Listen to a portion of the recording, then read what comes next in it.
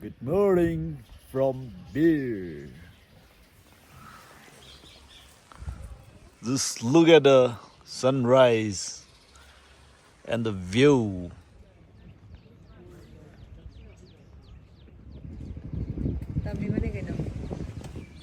Expert ki mongda critics. Hawen pusila ba si Dabu? Bilaga si Chadradi. No, not worth it. Bilaga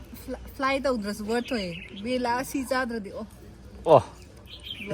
Naran pra birgil local mi dungai gre.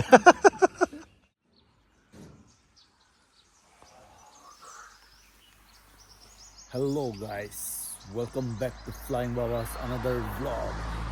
Ma'am, Beardy of Hatri, Beardy of the Punkai Wali. For the washroom the Changing Baga car fresh orga like it only. A hoity Tadokre, I got Saga, Ivani Sai, Punkai Wali, like Kamale Hore, Satakole, my Tatole, Yantana lady. For the Hoitina Arang Isle, Germany Matasa. Hoy side amuk bus amuk tong amuk chatladamne ayuk se mai cha tha gyan tana aidi yam ingoi dana expect tawone do yam ingle me jasi apa ani pulai ani lon jal so in ren akhoi chemu thingnaru ge cha ri thakto ga bus tong ga brush tore mai tare samdi hatri Green tayre. Karamba bus ta tongdo no dyang de asigi khar chatlaga bus tong mam le rei kombo ma nuare local ni da to walking chat na da sunrise yang le sunrise wow wow hello bear we are coming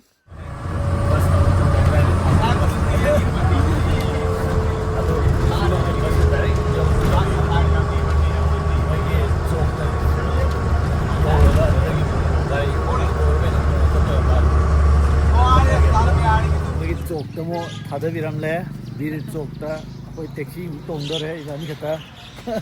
अमदि paragliding तो ये ना ले रे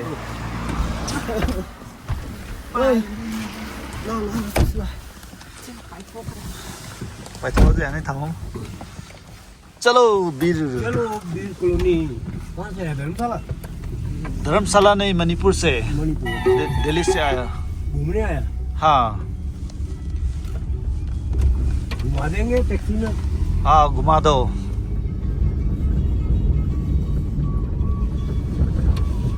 योरे कोई योरे कुतुबीन चलाए ला कमी गवे हाँ कमी गवे ना मतुगे इना नाला दना सिदने पाइधर लागते से ओ मथक तम लाए तो आदा सिदा Oh. असमाय ने पायर लागते से Jay. वाव कोई होटल टूर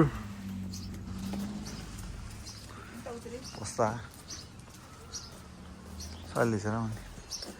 ये मरस मी पायर को जी मने Di pa ay tingnan. nó phải những rồi ở dưới tụi phải rồi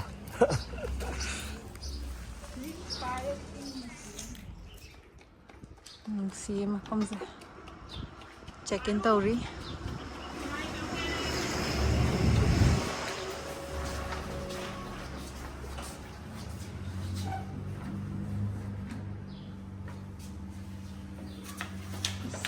Yam pai ko.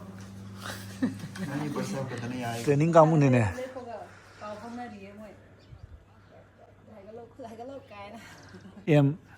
em tâm hiếm như nè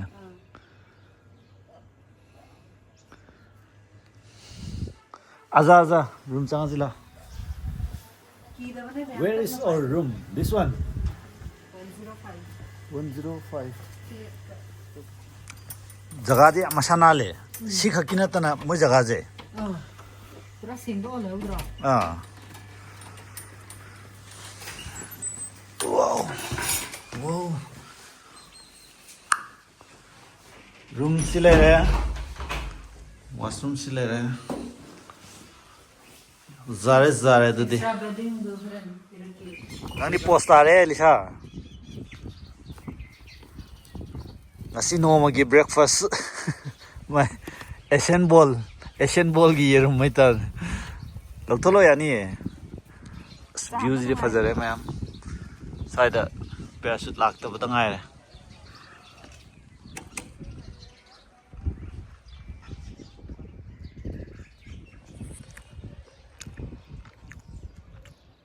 ꯃꯣꯏ ꯉꯁꯥꯏꯗꯩ ꯄꯥꯏꯕ ꯇꯝꯃꯤꯕ ꯃꯥꯜꯂꯦ ꯃꯣꯟꯗꯥ ꯌꯥꯝ ꯅꯨꯡꯉꯥꯏ ꯌꯦꯡꯕ ꯂꯩꯅ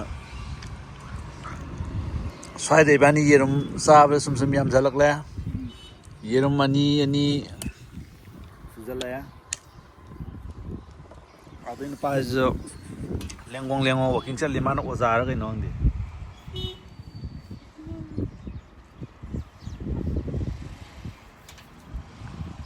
ꯐꯝꯕ ꯁꯨꯝ ꯅꯨꯡꯉꯥꯏ ꯈꯜꯂꯦꯅꯦ ꯇꯧꯔꯤꯁꯦ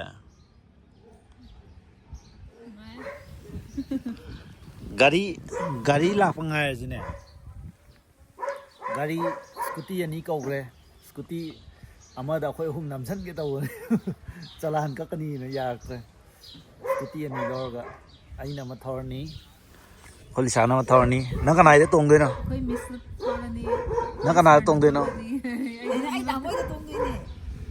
ꯅꯪ ꯊꯧꯅꯤꯕ ꯅꯠꯇ꯭ꯔꯣ ꯑꯩ ꯇꯥꯃꯣꯏꯗ ꯇꯣꯡꯗꯣꯏꯅꯦ ꯆꯤꯆꯦ ꯊꯧꯗꯣꯏ ꯅꯠꯇ꯭ꯔꯣ ꯅꯠꯇꯦꯌꯦ ꯅꯪꯅ ꯊꯧꯗꯣꯏꯁꯦ ꯑꯃꯗꯤ ꯊꯧ ꯍꯩꯇꯕꯩ ꯁ꯭ꯋꯥꯏꯗꯗꯤ ꯊꯧꯔꯣꯏ ꯏꯃꯥ ꯇꯞꯅ ꯊꯧ ꯌꯥꯅꯤ ꯁ꯭ꯋꯥꯏꯗꯗꯤ ꯊꯧ ꯍꯩꯔꯣꯏꯗ ꯃꯅꯤꯡ ꯑꯗꯨꯝ ꯏꯟꯅ ꯂꯩꯔꯣ ꯑꯩꯈꯣꯏꯅ ꯏꯟꯅꯔꯒ ꯊꯧꯗꯣꯏꯅꯤ ꯀꯩꯝ ꯈꯜꯂꯨꯅꯨ ꯌꯥꯡꯅ ꯀꯩꯁꯨ ꯊꯧꯔꯣꯏ ꯒꯥꯔꯤ 2 ꯀꯧꯔ ꯃꯇꯨꯡꯗ ꯊꯧ ꯉꯝꯃꯣꯏ ꯍꯥꯏꯖꯜꯂꯦ ꯑꯩꯗꯤ ꯆꯤꯆꯦ ꯊꯧꯗꯣꯏꯔꯥꯅ ꯂꯩꯕꯅꯦ ꯑꯣ ꯅꯉꯣꯟꯗ ꯍꯪꯉꯤꯗꯨꯕꯨ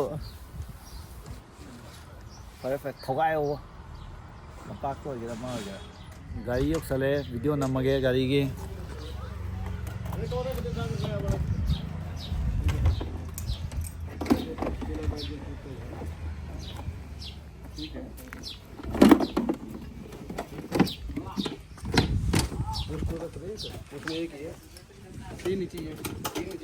हाँ 3 ही चाहिए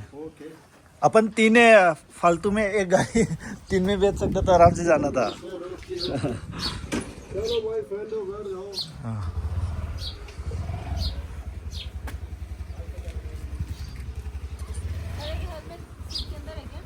डुप्लीकेट ड्राइवर टेस्ट ड्राइव तौरे हाईवे तौर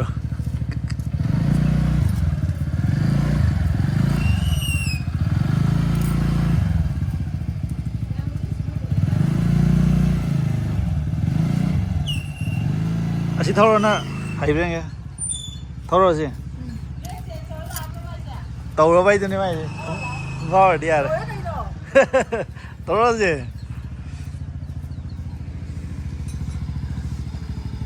माइ अमोम तौर थौगाय अम दौजानि सिदे अमोम तौर सिना ओरिजिनल ड्राइवर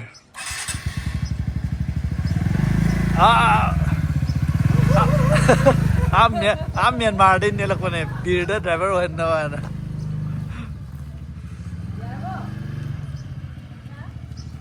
अमजिदा थौर यंगो ना पाम यंगो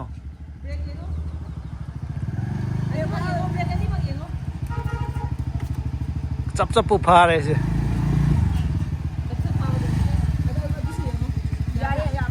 अमजि मु यंगो लो ना पाम खल्लो दुगा ei thomdai gi look se ngose sina biker male du ji passenger ne sina driver anek pa asam du pass park le mayam ai gi mu yeng ga gi look payo ai de ꯀꯅꯥꯅꯁꯨ ꯐꯨꯜ ꯂꯨꯛ ꯍꯪꯉꯛꯇꯦ ꯀꯩꯗꯧꯔꯒꯦ ꯅꯪꯕ ꯁ꯭ꯀꯥꯏꯗꯣ ꯈꯨꯐꯖ गाड़ी traffic jam थोकपदा accident मचा हम थोकरे सायदा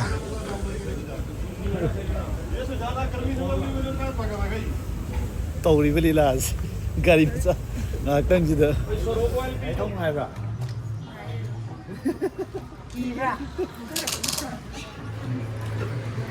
thao moi sai thao gi rate ching 86 chani gi kapsal laga कोई खाए लगे लोइद्रिबो 200 कर दो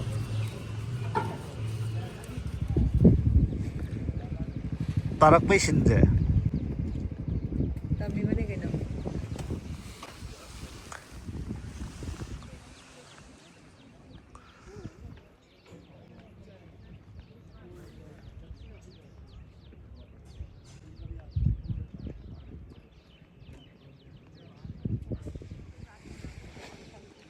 चिंगी views they let's go ma'am गाड़ी ngak thawra matungda khoi breakfast lunch brunch to bulak chai akhoi che thaina se la khrabne ko ma na sila kanda sidai da Chinese restaurant ta ya नत्ते khangdi cafe yam nungsi cafe am le ma utsa ke view yang kam na ja sija 오픈 와이라면 mi am wanda nungai le 어머 불러 엑스트라 로세라 ya x no padong wale 스피너스 파네 치즈 로사 अदुगा fresh fruit na sab cake or wale cake khara charani hai mahi khara thani sandwich charani french fries charani मोगी drawing फजा फजा fuzzy येंगनी activity याम लेरे कायना मसीगी हंदक तो याबा yoga teacher training अच्छा अच्छा yoga teacher की training में सांगे सिदे सांग दे याम life in the mountains असी calligraphy calligraphy ओ असी यंग बयाय येंग दिन ते आउ दे टेरोट रीडिंग टेरोट से Tarot. टेरो है टीया जी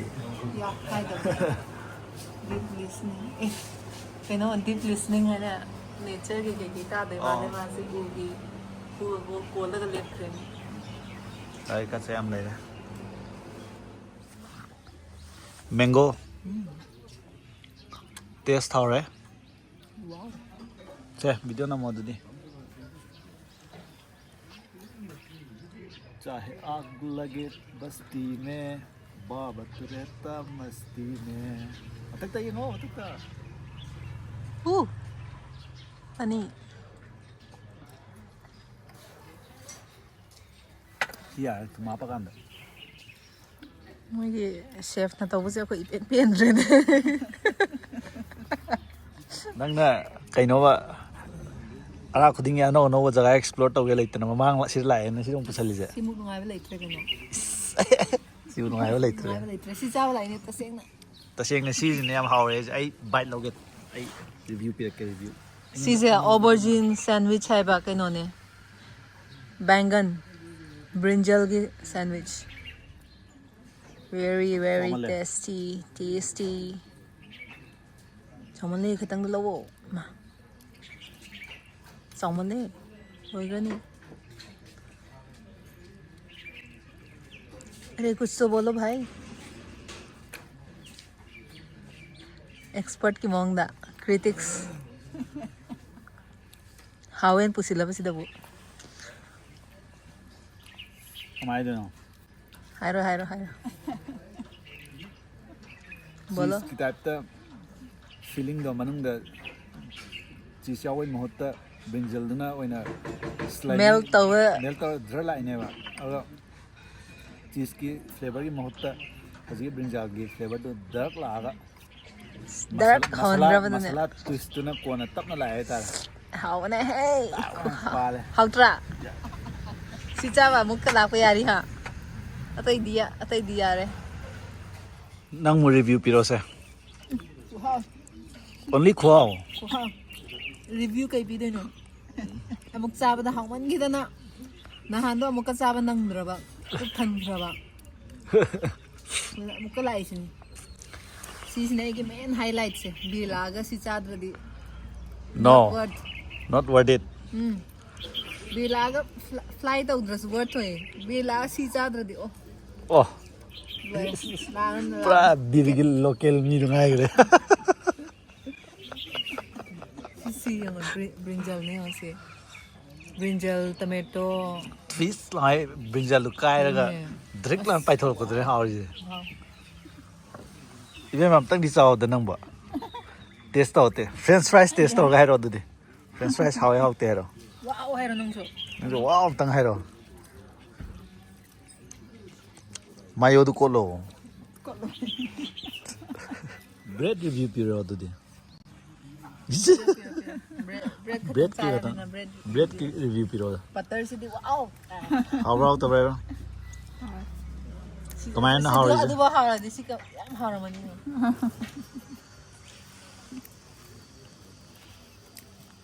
spinach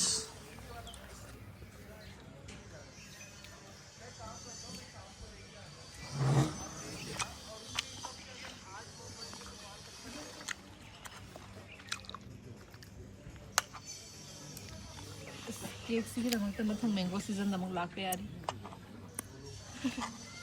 yerum jiram yam special of the way 아이디 가지 문 봤다보다 어떤 거야 하와요 가지 문데 엑스트라 문만 따고 짭짤 문데 실로 샬라브니나 모나스트리 찰라세